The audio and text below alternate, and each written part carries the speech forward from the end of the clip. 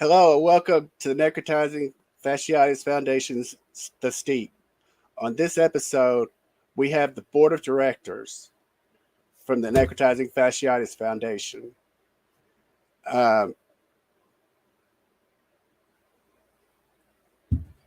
We've got some people who's going to pop in to talk to us.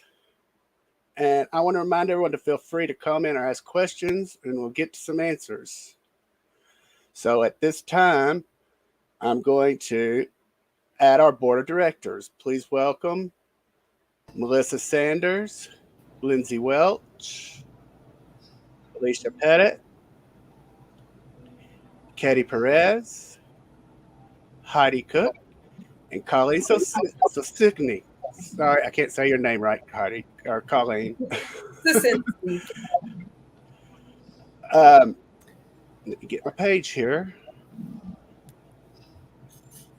Okay, I'm going to give you a little background about the necrotizing fasciitis. The NFF was founded September 5th, 2017 by Melissa Sanders and myself.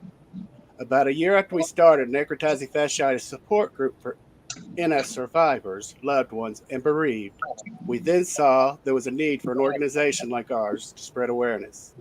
So we quickly got to work building the foundation.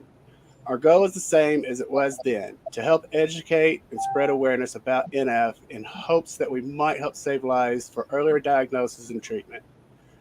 We've had the honor to speak at many events about NF like Dallas, Texas, Chicago, Illinois, Louisville, Kentucky, St. Pete's, Florida, and we've also spoken in Israel.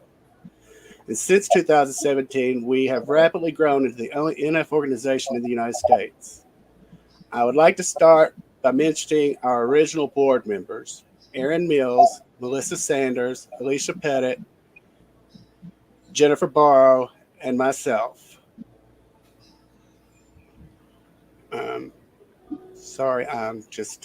There's your original board. Erin was with us from the start and finally joined as our CFO shortly after it began. He and his wife, Erica, supported the foundation from the beginning. Tragically, Erin passed away in 2019 while serving on our board. He is sadly missed by all of us and will never be forgotten. We'll hear more about Erin shortly. Jennifer Barrow was our board secretary, mother, and NS survivor. Jen was essential in helping to get the foundation off the ground. Sarah Klein joined our board early on as well. She's a mother, grandmother, and also an NF survivor. Sarah was the person who made sure we raised the money to get our start. And of course, Melissa and I finished up the board, the original board. So with that, let's start off with Melissa Sanders, who is our co-founder and CEO. Melissa is married, has 2 children, and lives in Texas. Melissa is also an NF survivor. She has been with the organization since the start in 2017. Next, Lindsay Welch. Lindsay's our CEO, mother of 1, and lives in Kentucky. She joined the team not long after it began in 2018. Lindsay's been an asset to the organization and its operation. She's the mother of 1 and is an NF survivor. We've got Alicia Pettit, who is our CIO and has been with us since the start in 2017. Alicia's the one who built and maintains our fabulous website, among other responsibilities. Alicia's husband, Ernie, is an NS survivor, and they live in Alaska. Next, Katie Perez. Katie is our director of social media. She takes care of all of our social posts and keeps you updated on all of our social media platforms. Katie's the mother of 2 with a 3rd one on the way. Her son, Jonathan, is a survivor of NF. Katie has been with the organization since 2019, and she lives in Indiana. We've got Heidi Cook, who is our director of marketing. Heidi joined the team early this year and has some awesome ideas to get information developed to help us raise awareness of NF. Heidi is an NS survivor and is married with 2 fur babies. She's from Florida. We've got Colleen Sosinski, joined the board this year as well, and is our board director of outreach. Colleen's implementing some great resources and help for people affected by NF. Colleen lives in Wisconsin. She's married and the mother of 1. She's also an NF survivor. Finally, there's me. I'm co-founder and co-CEO of the foundation and the recent host of our new show, The Steep. I'm father of 3, and I'm an NF survivor, and I reside in Kentucky. Remember to feel free to ask questions or make comments. Melissa, why don't you start us off with a little background about yourself? I am a longtime survivor. I got NF when in 1998. I was a school teacher. I got it in May. We have no clue where I got it from. I had a bump on my leg, and from there it went on. So I have two kids. They're both grown. I don't have grandchildren. I have grandpups. I have a husband who I adore, and I have a new puppy. And I'm sure she'll pop in on the screen in a few minutes when she gets from her nap. Lindsay, what can you tell us about yourself? I got necrotizing fasciitis from a C-section in 2016 when I gave birth to my first and only son. He is now 6 years old and just graduated kindergarten. I have started implementing the wound care closet here at the NFF. We have done events here in Kentucky and Owensboro live in person. And I have two naked dogs. They are hairless Chinese crested chihuahuas. Alicia, what about you? She's muted. I got it. I joined this organization through my husband, who is a survivor. And when I saw that there wasn't a whole lot of information that I could get at other than through the Facebook group, when Tim approached me about building a website, I was all over it. So I'm happy to be a part. I live in Alaska with my two dogs and my husband, and we enjoy being in this beautiful environment. And we have Katie up next. Hi, so I have a visitor with me. This is my son, Jonathan. He's actually a survivor. Hey, Jonathan. Yeah, he's a survivor since 2018. His was from strep. We're lucky we still have him. I joined in 2019. I had made a page for him that started to kind of just update on everyone on what was going on with him. And then it turned into a way to raise awareness just because we had never heard about it before all this happened. So I forget if it was Lindsay or Melissa who reached out and they were like, hey, would you want to help with our social media? And so, it's a bigger platform. Why not? So I've been doing it ever since. You did a great job. Thanks. Heidi? I got necrotizing fasciitis in August of 2020. I had Fournier's gangrene. I spent 7 weeks between two hospitals and rehab in the middle of the first wave of COVID and had no visitors for 7 weeks other than waving at people through the window. I got it from either an ingrown hair or pimple, not really sure. I was born in New York, moved to Florida in 2005. I refer to myself as a New Yorker living in Florida. And I am here with my husband and our two dogs, two incredibly spoiled Yorkies. Colleen, please tell us about yourself. I got necrotizing fasciitis in June of 2020, also the beginning of the COVID crisis. And I was in the hospital from June until December that year. Mine was from strep bacteria, and then a few weeks later, I got a secondary infection of E. coli. So it was a little bit complicated. Got to keep my leg after they gave me the option. I could amputate and go home in probably 5 to 10 days, or keep trying to fight the infection but still be in the hospital and not able to see my family. I didn't see my husband, son, or mother for 5.5 months. That was a little bit rough, but we made it through. We're doing great.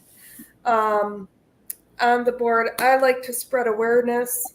I've created a letter that members can send out to their local newspapers and maybe spread their stories that way. I'm also working on something new, which is our newsletter. And I also spread awareness by going out and speaking. I've gone to several different hospitals and spoken at I always forget the name of it, so I have to look at it on my sheet, at the Wisconsin chapter of American College of Emergency Physicians Spring Symposium this year, and actually shared my story and all the photos from my infection to all the physicians who went to the symposium, just to spread awareness so they could see some wounds in person or by photo and not just in a textbook, and maybe have it stick so if they see it, they'll recognize it and treat it sooner. And if you all have anything for Colleen, you can forward the newsletter. So you can send it at the email that's on the screen, or you can reach her on Messenger at Colleen Sosinski. Melissa, you want to tell us a little bit about the beginning? Of the group, we start. Okay, no. So Dallas is up. So however you want. Okay, so Tim started the group with a group of people, and they invited me to become an admin, which I was shocked because I'm an older survivor, and I just didn't feel. I just was kind of like a stalker on the site, because I looked at lots of different. I belonged to all the different ones, and so we had a way we wanted to do it. We didn't want to just be on there moaning and groaning or throwing up memes. We really wanted to kind of like do some creativeness. And so when we first started, we were doing articles every day and posting.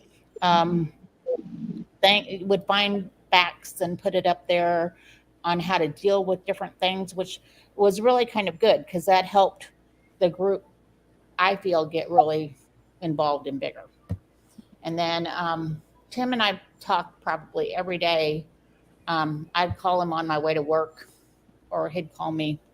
And we just kind of discussed and did things about the group. And he was asked by one of the members to go to ATOX Bio to speak.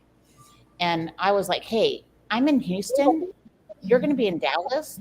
I'd love to just see you. I mean, I did not really have an aim or a goal to go and speak. I just wanted to meet the person that I had shared my life with in the morning for about, 6-7 months. And so he was like, yeah, sure. So Bill and I got in the car and we rode up there, and I got to meet Tim, but I also got to speak. Like I said, I really had no intention of doing the speaking part. I just wanted to meet Tim. But it was really kind of a good anticipatory thing for our foundation, because they asked about if we were interested in doing a foundation. We were like, no, probably not. There's kind of one already there. Maybe we could just make that place a little happier. But our idea about a foundation was really not like the one that existed. We really wanted to impact families and the survivors with education, and more educating and awareness of medical staff. Not really like you have to have a relationship, but you don't have to have like a different type of a relationship. We wanted to be more awareness related. Would you say that's correct, Tim? For sure. So then Tim, on my way to work one morning, he said, I really think we should do this foundation thing. And I was like, I just don't know. And Erin was in the back of Tim's ear, putting things in, and you can do this. And I was like, I don't know, Tim. I just really don't know that I really want to be invested in that. And that's my buddy, Erin, that you see there, that I got to go on our first scouting mission to figure out what the 5K would look like. And he found out I was going to go there. And so he kind of pulled a me and joined me in North Carolina. So we had a fun day. And that man never met a stranger, and he made you feel super important. So he was like, okay, you guys need to do this, and I'm going to be behind you. I'm going to be behind the scenes. And I was like, Tim, he needs to be with us. And Tim's like, I'm trying. So we started the foundation, and it was small. But we've had like a little vision. Like we started with little things. Awareness. Awareness is by far the thing that we care the most about. But through that, it's the number one. But by that, we found a need for the medical supplies. And Lindsay is our medical supply person and handles that at end of it and does a great job. I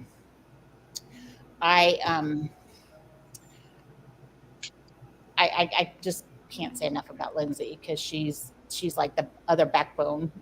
Tim's like the parent that tells you, and Lindsay's kind of like the parent that just makes it happen. No offense, Tim. You make it happen. None taken. But Lindsay has, like, she just does it. I mean, she just makes it happen. And it's easy to work with the people that I work with. This is by far a volunteer position. None of us make anything except joy from doing it. Sometimes it's hard, but a lot of times it's a lot of fun. So one of the things to bring awareness that we started doing was making promotional things like T-shirts and whatnot. And you can go and get a T-shirt at the link that's down below.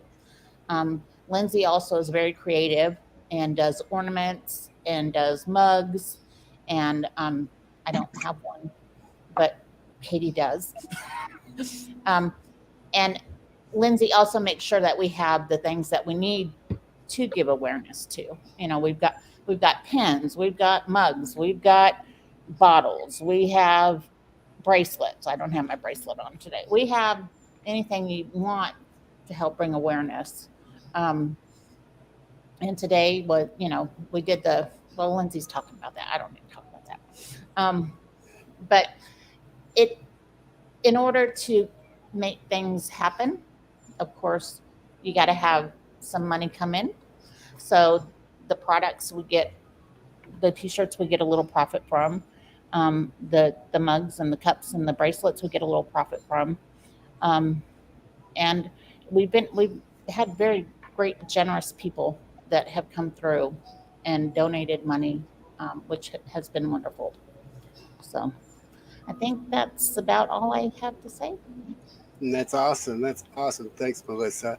Lindsay, you want to talk about the wound care closet, any of the events, past, present, and some lease park information? Absolutely. So the wound care closet was born of two things. We had an absolute need to help the uninsured and underinsured members try to get some wound care supplies. And I know I've been in a situation where I could not order wound care supplies fast enough and ran out of canisters for the wound vac. So the goal was to make sure that our members and our survivors did not have to go through that. We absolutely, if we have it and you need it, we will get it to you. The other reason that the wound care closet came to be was kind of an insurance malfunction on my insurance's part. I ordered 30 bandages for myself and received 30 boxes of 25 bandages. So with an excess of bandages, it was like, what are we going to do with this? And that's kind of how the wound care closet started. So now we have an entire room in my basement that is full of wound care supplies for our members should they need it. And our members are super generous and donate to us all the time. I think my mailman might hate me a little bit, but that's okay because we're doing it for a good cause, right? Here recently, we have joined up with the Lee Spark Foundation over in the UK. We have kind of taken them on as our sister foundation. That way we can cover more ground internationally. Most of us are here in the US, so it's kind of hard. But now with the Lee Spark Foundation joining us, we have boots on the ground in the UK. So we can actually raise more awareness internationally rather than just here in the US. We also have our walkathon going on today, as you guys know. And we've done some past events. We had our first ever 5K here in Louisville in 2019. We also did a virtual 5K because of COVID. And we did another one in Owensboro, Kentucky. And I'm hoping that a lot of you will come and join us again next year. Back in Louisville, we're going to go and do another 5K live in person. Hopefully we won't have so many restrictions for COVID, and we can have a great time with that. And if y'all want to follow our website, we'll provide information there of events as they are happening. Thanks. And make sure you check out the hashtag NFF 2022. You can check out a lot of our posts from today. We have people who are joining us all over the place and walking to raise awareness. Alicia, you want to tell us a little bit about the website updates, etc.? Yes, of course. So number one is, because we're all volunteer run, I want to put in my little disclaimer that I get to them as quickly as I can. So if you have sent in a story about yourself, and if you haven't, I encourage you to do that. And it might take me a minute to get to it, so your patience is appreciated. Our website has a lot of cool features. One of the things that I think is the coolest is the interactive map. So if you're a survivor or a loved one of a survivor, or a part of this organization, you could go ahead and add yourself to the map, and that's kind of a neat function. It's interesting to see where everybody's from and where they're located. And as I mentioned earlier, they're the stories. So we have a lot of people's stories about their experience from when they discovered they were sick, their hospitalization process, and their healing. And I think these stories are probably the heart of our website, because it's really about that, right? So none of us would be here if we didn't have some sort of survivor story. And I'm not a survivor, but I am in a way, because even if your loved one or spouse is sick, you're doing it together. So, that counts. But we've got that cool map. We've got that area for stories. We're developing sections as we create more materials to be able to provide information to the medical teams. So hopefully I see in the future having that area that Colleen is working on integrate with our sorry, I got distracted there for a second. Integrate with our website so that we can provide information to the people who are treating perhaps someone in the future that gets sick.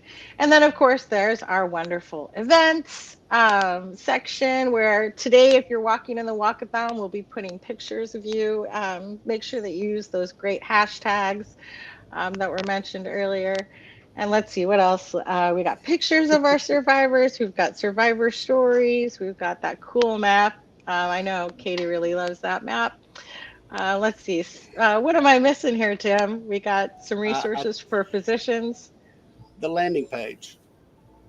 Oh, the landing page. Of course, that's in process, but the landing page will be like your one-stop shop for all of our links. So you don't have to try to figure it out and go to separate pages, but you could go to one main page and it'll have a quick kind of link to the different aspects, because we do have, the steep, for example, which Tim will talk about later. And we have our events, and we have, a lot of different sections to that website. So pretty soon that landing page will be live, and it'll be easier for you to share with the world what we're doing, because that'll be that quick landing page.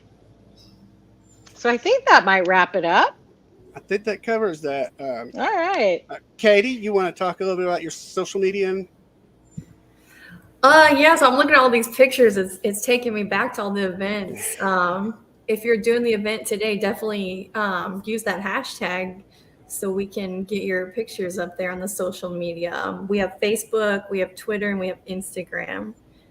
And yeah, just anything that we put, even like pictures like this from the events, people are like, oh, what is this lady doing on a horse? And you click the hashtag or whatever and learn more about NFF. Just anything that we do, that we put out there. I mean, everybody's on social media, so anything that we put out there, it's bringing more attention to it and more awareness to it, which is something I'm sure we've all wished that we had awareness of before we ended up in our situations that got us here.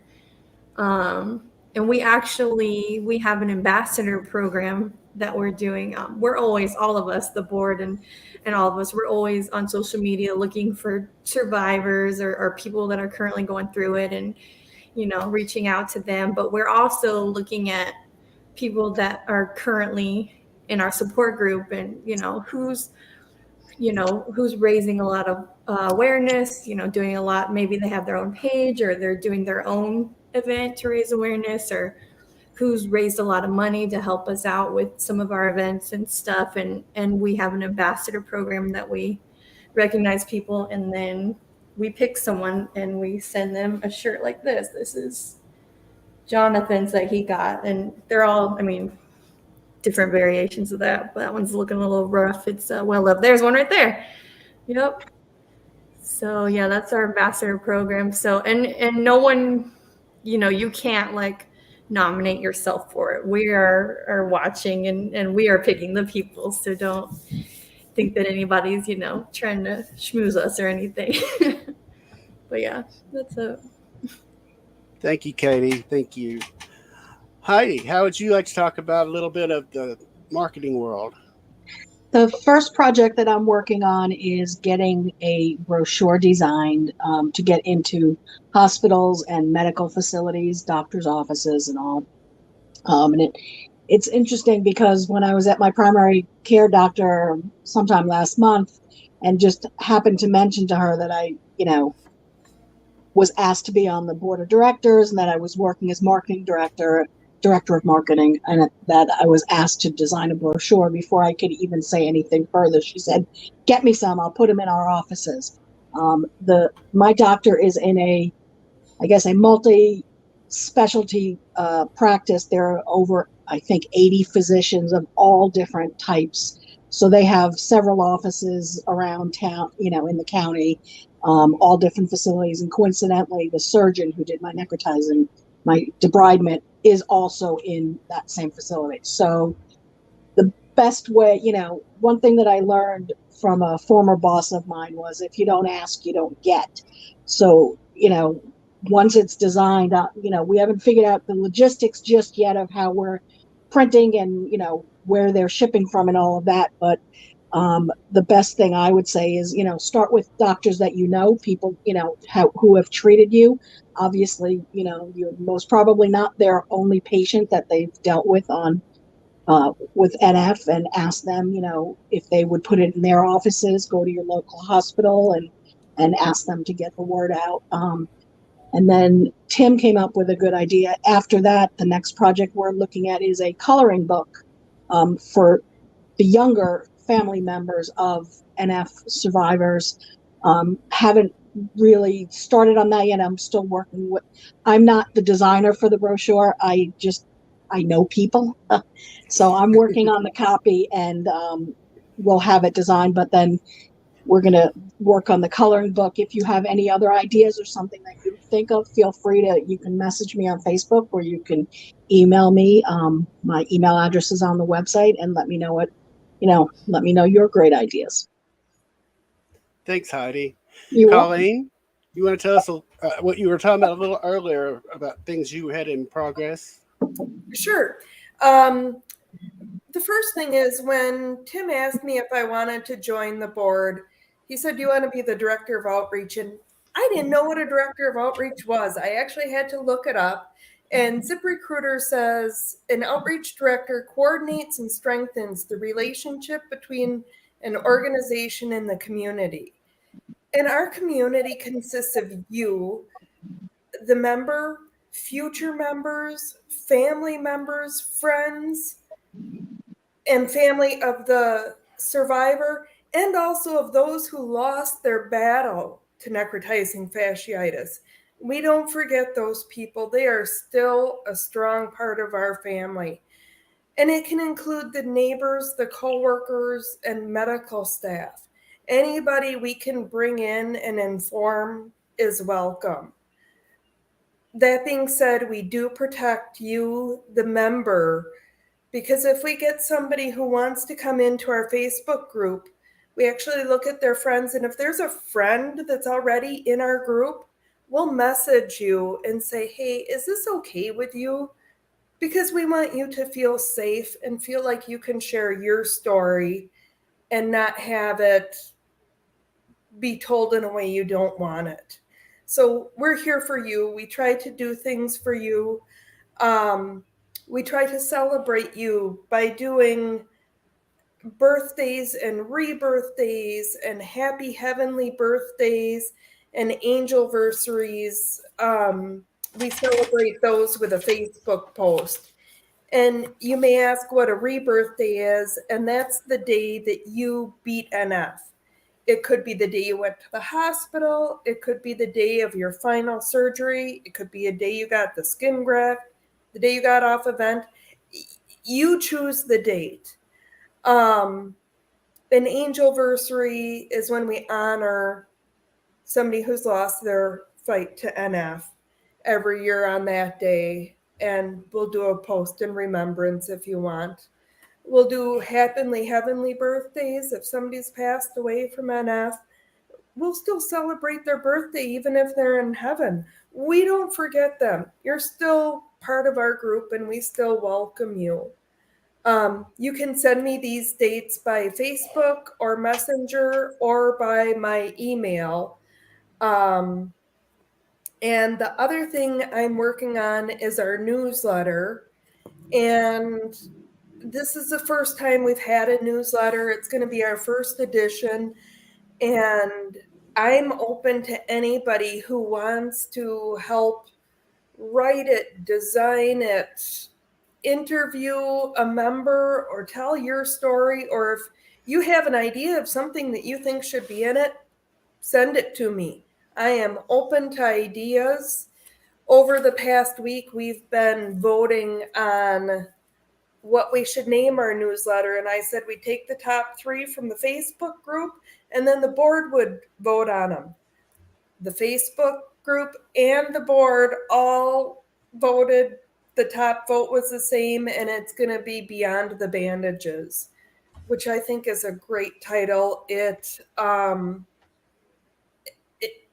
Necrotizing fasciitis is not just the infection. It's the mental stuff it does to you. It's the physical stuff. You look at Jonathan, his infection didn't end the day he left the hospital. He still battles every day. I've never talked to you, Katie, about this, but I'm sure he's gotten picked on. I'm sure he has times where his prosthesis breaks and you're stuck, and what do you do? It affects you the rest of your life. It also affects your family members the rest of your life. Imagine being the mother of somebody going through that. It's heartbreaking. It's heartbreaking for everybody. So I am open to celebrating you in any way I can. Send me your ideas for the newsletter. And I think, did I hit everything, Tim? I think you did. Thank you very much for doing that. All right, and of course, my notes there. Well, and of course, we can't forget this wonderful show, The Steep. The title, The Steep, came from the definition of steep. Rising or falling sharply is the definition, which is something we do every day in life, especially dealing with NF. We wanted to give people a safe platform to share their experience without the fear of their story being exaggerated or distorted. Just their story in their words. Hopefully that'll help spread more awareness of NF and help save lives. I hope to get many more experiences put out there. The more, the better. Just message me, contact me any way you want, and we'll set something up. Okay, we're going to start the other part of the show that the board's really been looking forward to. Let me get the right page. We have had some wonderful, wonderful people help us out with the foundation, other board members. And at this time, we have some messages from some old friends who had something to say. First up, we have Erin Hawley. Although Erin was never on the board, she was the one who convinced me to start the NF support group. She is the co-founder of the group. She helped getting the group up and running. Without her, there probably wouldn't be a group or a foundation. And she had something to submit to us. I'm sorry, you all, I'm not well prepared.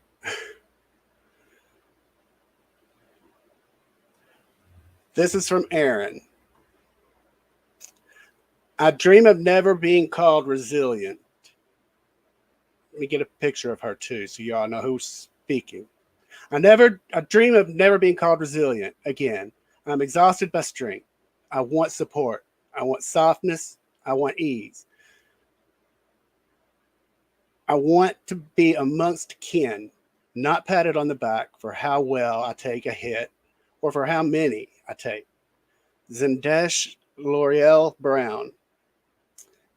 I found this quote several years ago and it really resonated with me. I wanted support. I wanted softness.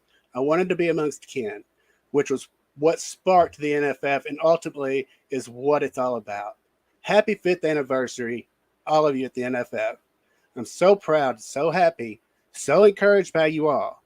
My name is Erin, and I'm a 6-year survivor of NF with relapse in 2019. I wear my scar proudly, and every single morning I look at it and smile. During my recovery, I wanted to learn more and connect. Amy Copeland was the first survivor I found, and I was lucky to stumble upon others like Tim Hayden and quickly built a bond that will last a lifetime. My hope for you all is that you will never have to be called resilient again, but please know that you all are. Honor the lost, support the survivors, and heal the family members and friends. NF is absolutely horrific, but you're all wonderful. Each story and individual impacted by NF is unique and just as important and impactful as the next. Smile and please remember to be here now. Please know you're not alone. There's a great big world of love and support right here. Love and cheers, Erin.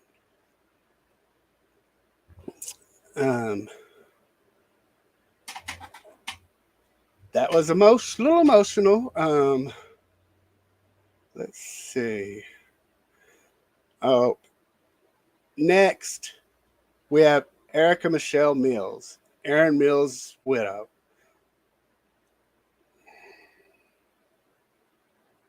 Just one second. I got to get set up here.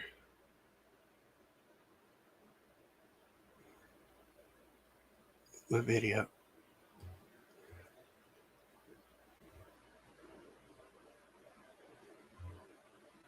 It'll be just a minute on that. I thought I had it ready. But until then,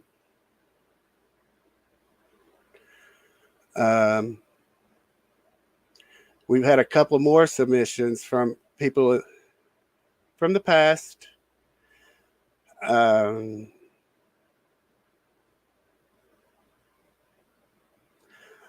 do want to say that everybody on this board that's ever served on the board is a volunteer. These people are wonderful people who are on the board or has ever been on the board. Work very hard to make this foundation a great one it is. They're all volunteer their time, talents, and to accomplish this feat. Not only that, they help operate the best NF support group.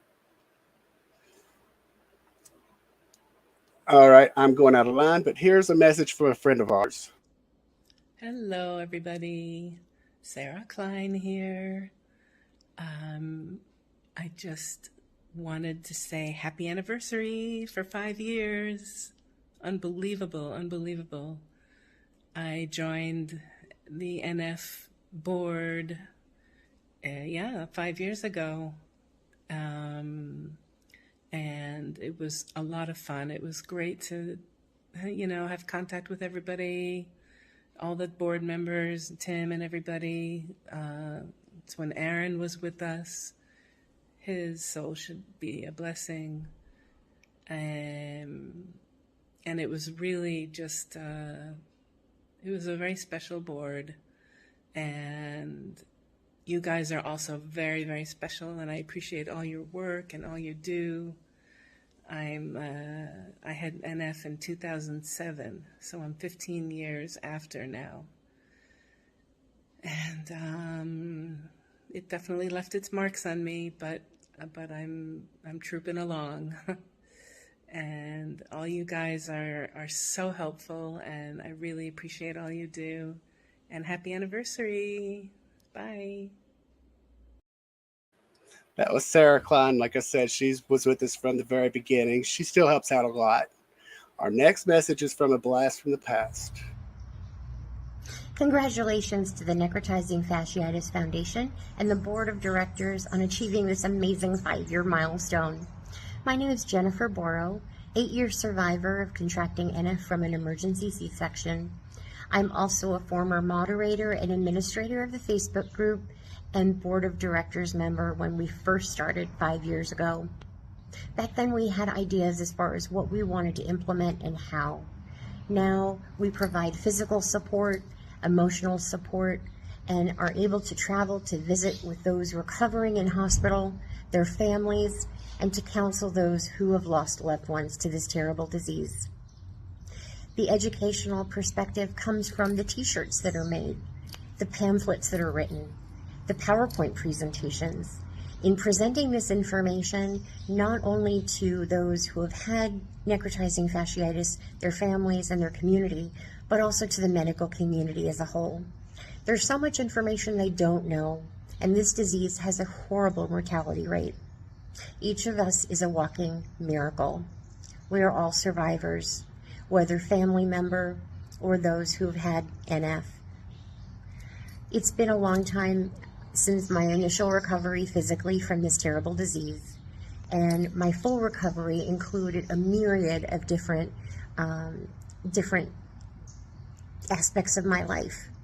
It included trauma therapy for PTSD, emotional counseling, mental health counseling, and other methods as well to help me really recover. I even employed such things such as Reiki, massage therapy, and a bunch of other different things, those of which I can't remember offhand, of course. Anyway, I just wanted to pop in, say a quick hello, say hi to everybody. I'm proud of you. I'm proud of each step you take during your day as a survivor or a family member of a survivor, or the grieved family members for those we lost. When I contracted NF, when they found it, I had less than 24 hours to live. I would have left my new husband and my premature baby, who was 6 weeks old, in the NICU. It's been a long time since then. I've watched him grow up for 8 years. I feel like the most fortunate person in the world. Yet there's so much other things I could have done to be with my family during that time had I not contracted this disease. I was lucky. My husband took care of me once I got home for 3 months, while my mom came in from California, stayed the same amount of time, and took care of our son. Not everybody has those family members, but know this: everyone on the board and in the Facebook group, administrators and moderators, are your family. Those you meet in the group are your family. You can tell us anything, you can talk about anything, and we all understand. People may not see your scars when you walk down the street, but you know they're there. The best thing you can do is get healthy all around for everyone in your life, and appreciate every sunset, every sunrise, every moment in between. Watching your son sleep, watching him run around like a maniac, watching him as he brings home test scores that he's so excited about. Anyway, congratulations again, Necrotizing Fasciitis Foundation and the Board of Directors. Each and every one of you have made a tremendous difference in my life, and I thank each and every one of you for it. And I've got one more video to follow up. This is from Erin Mills, Erin's widow. Hey everybody, it's Shelly. I wanted to say congratulations on 5 years anniversary as a foundation, and also celebrating your 4th annual walkathon to raise money for the foundation. Y'all should be really proud. You've done a lot of good in the world with this. Tim reached out to me earlier this week and wanted me to talk a little bit about Erin, since he was a big part of helping y'all get things off the ground. I can't believe it's already been 3 years that he's been gone. But those of you that didn't know Erin, he was a bit of an enigma, and he was constantly fighting the odds that people put up for him. A lot of people would just look at Erin and would write him off as a big lazy guy. And if they did that, then they were very unlucky that they didn't get to know him. Because Erin was an extremely loyal man. He was funny. By himself, he was funny. And God help you if you were together with him and his brothers, because your stomach muscles and chest muscles would be hurting so bad after just an hour with them from laughing so hard. He would do anything for a friend, absolutely anything. And believe me, that became a fight financially with us a few times, but in the end, he always had a big heart and wanted to do anything he could to help a friend. Erin got Nick Fash back in the Christmas of 2009. And at the time, me being a nurse, all I knew was it was a death sentence, essentially. And the doctors at the time didn't think he was going to make it. But I knew differently, because God promised me, and I knew Erin. I knew Erin would fight and defy the odds. I mean, he'd been doing it his whole life. When he was a teenager, he grew almost a foot over a summer vacation and busted up both of his knees in the process. And the doctors told him that he'd be in a wheelchair by the time he was 20 if he didn't get the surgeries that he needed. Well, he was walking even on the day he died. So they were wrong then. They were wrong when he got Nick Fash, because he beat the odds. And then we went to rehab, and he proved them wrong again. The rehab people told me I had unrealistic expectations of my husband's recovery. And the next day he stood up. And the day after that, he was walking about 20 feet.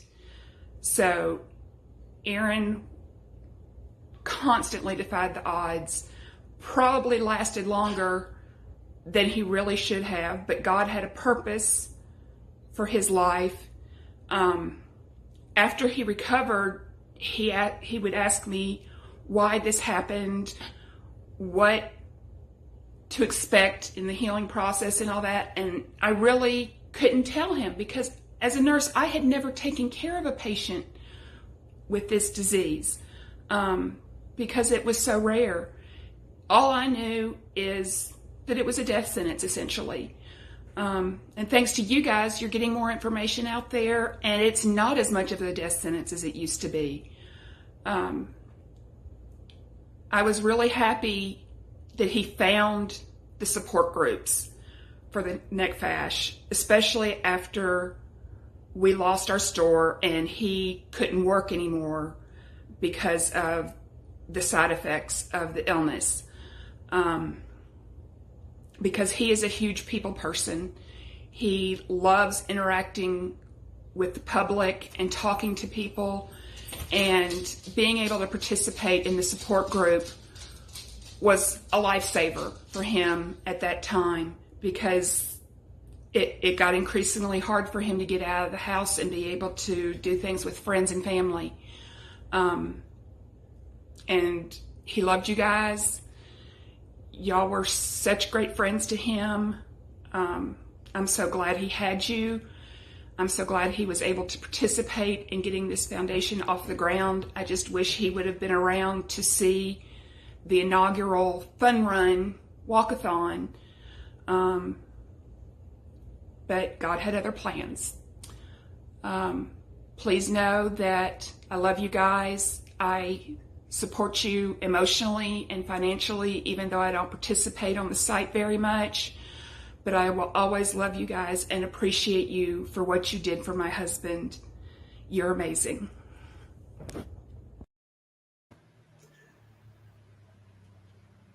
Thanks. I just wanted to share one more thing. Erin was more than just a volunteer to us. He was a brother and a friend. I've got one more thing. Of course, our mystery guest was supposed to be here live, and for some reason, they're not. So, I would like to welcome. Everybody ready? Gotta get to the picture. Our second host of the Steep. Please welcome Justin Hayden. Justin will be the second host of the Steep. Yes, he's also my brother. Welcome to the team. He can't be here. I'm not sure why. We'll figure that out later. But I just wanted to point him out, let you all know who he is. You'll meet him eventually. And I know I speak for all of us when I say that we can't wait to see him on the Steep and appreciate everything he's going to be bringing to the table. I would like to thank all of our guests, the directors, the past directors, the Melissa, Lindsay, Alicia, Katie, Heidi, Colleen, Justin, Erica, Jennifer, Sarah, Erin, for the kind messages that they left for us. I can't thank you all enough for what you do. You're all amazing, remarkable people, and I'm glad to call you my friends. Survivors, please remember that you have a whole community of friends and family who are here to try to help. Just reach out to any of us, and you'll have all of us. Please subscribe to our YouTube channel to stay up to date. I hope you tune in for our next episode of The Steep. And remember, please be kind and to smile.